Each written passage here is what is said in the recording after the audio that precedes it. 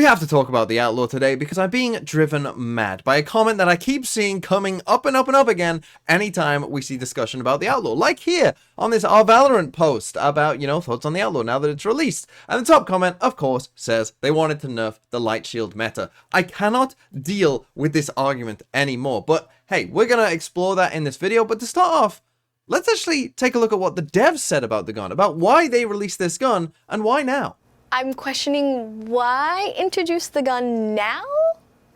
Sure, yeah. So I can talk about that a little bit.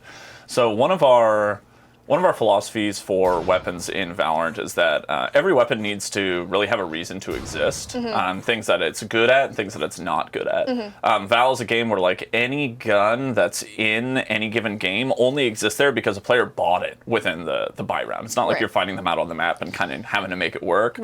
So we want every gun to have a reason that players are excited to buy it, a plan that they want to do with it. And previously, before we launched Val, we actually had more weapons and we pruned down to the arsenal that we have today as a result of that philosophy. But we've been watching as the game's been developing over time and trying to see if we feel like there's an opportunity or some sort of niche that we can fill. And with the Outlaw, we believe that we found one in terms of when you look at the sniping playstyle. It's a playstyle a lot of players love. It's very iconic. But there's this big gap between the Marshal and the Operator in terms of the presence of that playstyle and the power profile of that playstyle. And the Outlaw is this weapon that sits really in between. It's at this like 2,400 price point, has high damage break points, but you pay a lot of dividends for that in terms of these really long reload times, only 2 shots in the chamber. So we believe that we found a way to sort of express that sniping playstyle and give those types of players something that they can be excited about and sort of fill that gap, which is something we're not going to be adding tons and tons of weapons to the game. It's something that we want to make sure that we're very conservative with and very delicate with whenever we add new content here. So we wanted to take our time and make sure that we were confident, but with the Outlaw, we feel pretty good that we found an opportunity to capitalize on. So some of the more astute amongst you here might have noticed that he didn't say the words light shields once in that entire speech of why the gun was brought into the game. And the point I want to make in this video is that they didn't bring this gun to counter light shields, and in my opinion, you still should buy light shields, and it's still going to be a very viable and perhaps the correct way of playing. And I feel like we might need to go back in time a bit as well to reassess, why are light shields good in the first place? Yes, obviously it saves you money, but why did people start doing this anyway? And the real reason is because it's good against rifles, particularly the Vandal, which is, played much more in both ranked and pro play than the Phantom. It does see more play overall. And against a Vandal, light shields are the exact same time to kill in most scenarios, right? A headshot is a kill to full shields, or light shields the same. And 4 body shots it takes to kill a full shield player, but it also takes 4 body shots to kill a light shield player as well. And that is why light shields took off, right? And sure, against the Phantom, there are instances where you will get hit by, 140 headshot and you will die, whereas you wouldn't have before. But those instances are, more rare, and because the Phantom isn't played as much either, that means that you're not going to be experiencing that a ton. And so, of course, light shields just became an extra way of saving quite a bit of money without taking on too much risk of dying. But the thing is, if the devs really didn't want light shields in the game, they could very easily fix it. You don't need to add in a new gun or anything like that. You can just fix light shields, right? All you have to do is take light shields and make it 20 shields instead of 25 shields. And now all of a sudden, a Vandal 3 shots to the body kills light shields, and it takes 4 for full shields. Right, there you go, problem solved. Or if you wanted to and you didn't want to, that would change all the, arithmetic around every single gun. All you have to do is change the Vandal and or the Phantom as well if you want to, and just make a Vandal body shot 42 damage instead of 40, and that is it, solved. And it pretty much wouldn't affect anything else in the game. But if you just make a Vandal body shot 42 damage, done. Now 3 body shots kills light shields, it's over. You wouldn't see nearly as much light shields as you do now.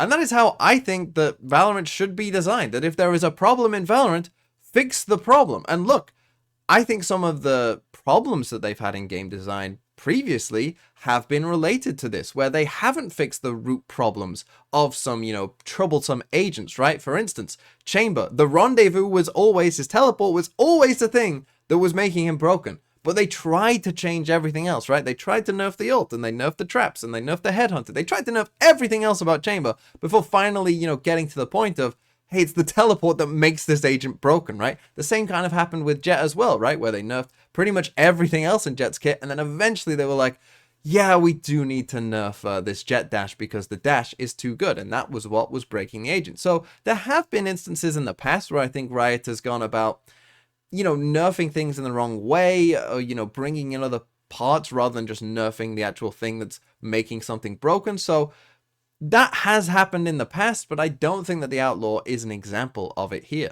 But now let's talk about why I still think you should be using light shields in your game, even with the existence of the Outlaw. And the first reason is, for the Outlaw, it's a sniper rifle. And just from that mere fact alone that it is a sniper rifle, that means that only certain agents are going to be able to be very proficient at using it, right? It's really only going to be Jet and Chamber who use it a lot, and maybe like your Razes and your Yorus could use it a bit as well. But that's kind of it, right? You're not going to be buying an Outlaw in a lot of your rounds playing Breach. It's just probably not going to be a good idea, and it's just not going to be a winning strategy a lot of the time. And the crucial thing about whether you should buy light shields or not is, of course, it's a risk versus reward, right? The reward is, of course, all the extra credits that you're going to save, that I think matters quite a lot.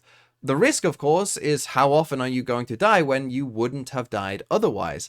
But the thing is, on most maps, on most agents, in most situations, people are going to want to buy rifles. I mean, in some instances, they're going to have like maybe enough, to buy a rifle if they don't buy any utility, or they could buy an Outlaw. I still think in a lot of those situations, most people in most situations would still buy the rifle over the Outlaw and the utility, right? Because that's just what people have been designed to think about this game and the way that people play this game. And so for me, the reward of buying light shields is still very much there throughout the game and will probably still be worth it for you. Where the Outlaw will actually make a difference, and where I think it will be a prominent factor, and has been in my games that I've been playing thus far with the Outlaw, is in the second round, right? Because whenever you win the pistol round, you will have enough money to buy an Outlaw, right? That is just the way it's going to be.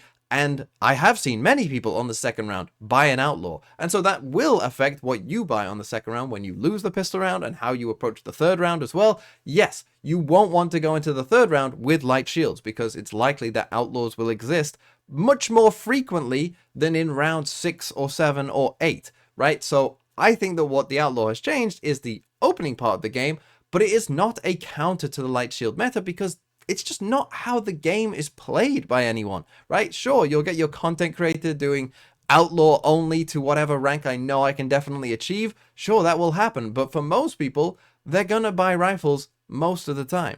And whilst we're here, I don't truthfully think that the Outlaw is maybe the healthiest addition to the game either. It's not one that I'm particularly looking forward to, even though I don't think it's going to have the biggest impact on the light shield meta. And the reason for that is, I personally don't like the second and third round, playing out the same because of the existence of this gun, because of the way that this gun is going to, make you kind of save the second round if you lose pistol, and then, buy full shields on round 3. I don't personally love that, because I think that that's a bit more stale, a bit more boring.